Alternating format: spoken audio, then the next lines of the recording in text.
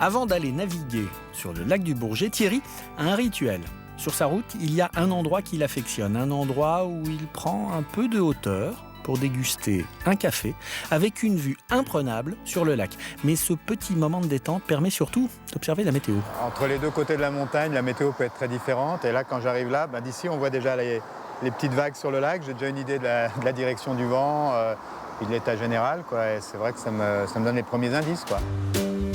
Thierry pilote des bateaux de croisière depuis 26 ans. Il accompagne les touristes sur le lac, presque tous les jours. C'est chez nous. Ça va ? Ça va. Un boulot.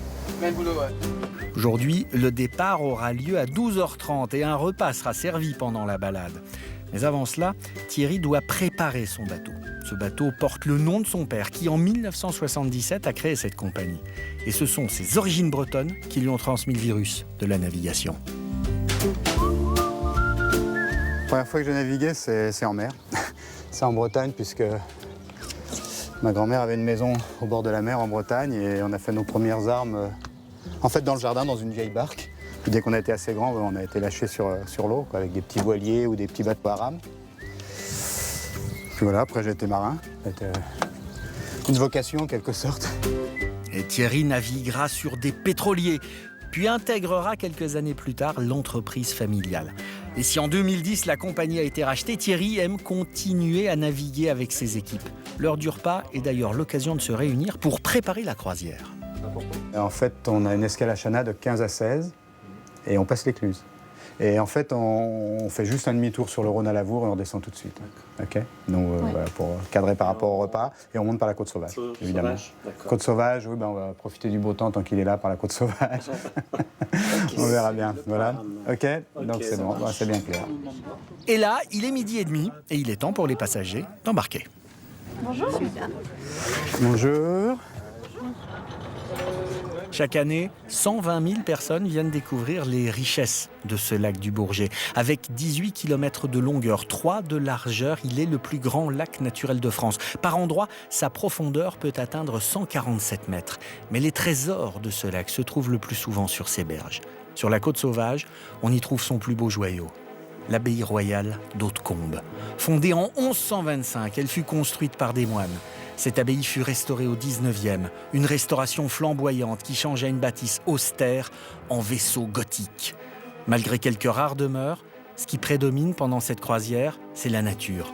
Une nature que Thierry aime observer toute l'année. Et ses meilleurs souvenirs, c'est pendant les croisières hivernales. L'hiver, on a énormément d'oiseaux migrateurs. On a une beaucoup plus grande richesse en oiseaux. Il y a moins de navigation, c'est plus calme. On voit plus facilement des animaux comme les castors parce qu'ils sont moins perturbés par la navigation. Moi, ce qui m'avait beaucoup marqué, c'était une tempête de neige une fois où on était complètement perdu au milieu du lac de nuit. Enfin, pas perdu parce qu'il y a le radar et qu'il n'y a aucun risque, quoi. Mais où ça tourbillonnait dans tous les sens, c'était fabuleux. Une fois aussi sur un réveillon, on se suivait à 2 bateaux-restaurants. C'est pareil, il y avait la neige qui tourbillonnait dans l'autre bateau, dans les projecteurs, c'était super. Enfin voilà, il y a pas mal de choses à raconter, quoi. Et nous voilà arrivés au bout du lac. Ici, on change complètement d'ambiance. Le canal de Savières, un coin de tranquillité qui traverse le village de Chanaz, un village surnommé la Petite Venise savoyarde. En tout, la croisière dure 5 heures. 5 heures passées à flâner au fil de l'eau, un enchantement pour les passagers. C'est agréable parce qu'être dans une zone de verdure comme ça, et puis surtout dans une zone qui n'a pas été du tout touchée par l'immobilier, avec la faune, la flore, en plus par une météo qui est particulièrement favorable, on peut être qu'enchanté. Mais justement, la météo en montagne, elle change très vite. Soudain, le ciel menace. L'atmosphère change radicalement.